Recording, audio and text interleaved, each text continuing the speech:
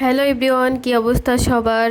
কাচ্চি খেতে গিয়ে অসুস্থ হয়ে গেছি গাইস, কিন্তু তবুও আপনাদের সাথে এই ভিডিওটা শেয়ার করতে যাচ্ছি। কে কে কাচ্চি ভাইয়ের এই আউটলেটটা চেনেন তারা অবশ্যই কিন্তু কমেন্ট করে জানাবেন।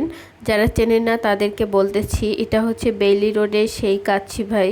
যদিও প্রথমে এই আউটলেটটার কথা ভেবে একটু ভয় লাগতেছিল, কিন্তু যাওয়ার পর যেহেতু কাচ্চি খেতে যাচ্ছি আর ভয় তো থাকা যাবে না।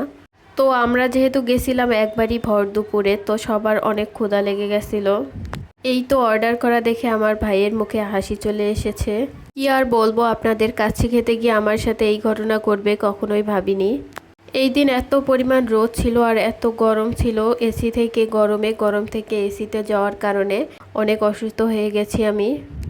যাই হোক, সেটা বড় কথা নয়। সবাই বলে বেইলি রোডের এই কাচ্চি নাকি অনেক ভালো টেস্ট, তো আজকে টেস্ট করে দেখি কেমন এর টেস্ট। ও হ্যাঁ, আর এখানে আমরা যারা আছি সবাই আমরা হচ্ছে খালাতো ভাই বোন, আর এখানের কেউই আমরা ট্রিট দেইনি। এই ট্রিটটা দিয়েছেন হলো আমার মামা। সামনের দুইজনই আমার খালাতো ভাই, একজন বড় একজন ছোট, আর পাশের জন আমার খালাতো বোন। আর ধন্যবাদ জানাবো আমার মামাকে আমাদের কথা মনে রেখে আমাদের ট্রিট দেওয়ার জন্য। ট্রিটটা দিয়েছে হলো আমার মামাতো ভাইয়ের সুন্নতে খাতনা উপলক্ষে। ওর জন্য সবাই দোয়া করবেন, আমরাও সবাই মন থেকে ওর জন্য দোয়া করি। অনেক বড় এবং ভালো একজন মানুষ হোক সে। আমার এক খালা খালু সহ আমরা 4 ভাই বোনেই হলো ঢাকাতে, তো আমাদের জন্য আসলে এই আয়োজন। আমরা এখানে খাওয়া দাওয়া করার পর আবার আমার খালু অসুস্থ, উনি হসপিটালাইজ।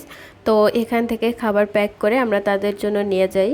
যাই হোক, আপনাদেরকে এখন খাবারের রিভিউ দেই। আমি অনেক জায়গায় কাচ্চি ভাইয়ের কাচ্চি ট্রাই করেছি, ধানমন্ডিতেই বেশিরভাগ খেয়েছি, কিন্তু ধানমন্ডি থেকে এখানের খাবারটা আমার একদমই ভালো লাগেনি।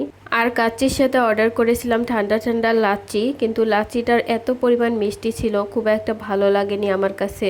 আমি ভেবেছিলাম যে কাচ্চি সব জায়গায় সেম হবে, কিন্তু না, এখানে আউটলেট ভেদেও আলাদা আলাদা হয়। আমার কাছে ধানমন্ডির এই আউটলেটের খাবারগুলোই বেশি ভালো লাগে। এখানে আমার ছোট ভাইয়ের রিভিউ নিচ্ছিলাম, তার খাওয়া একদমই শেষ, আমাদের সবার এখনও বাকি আছে।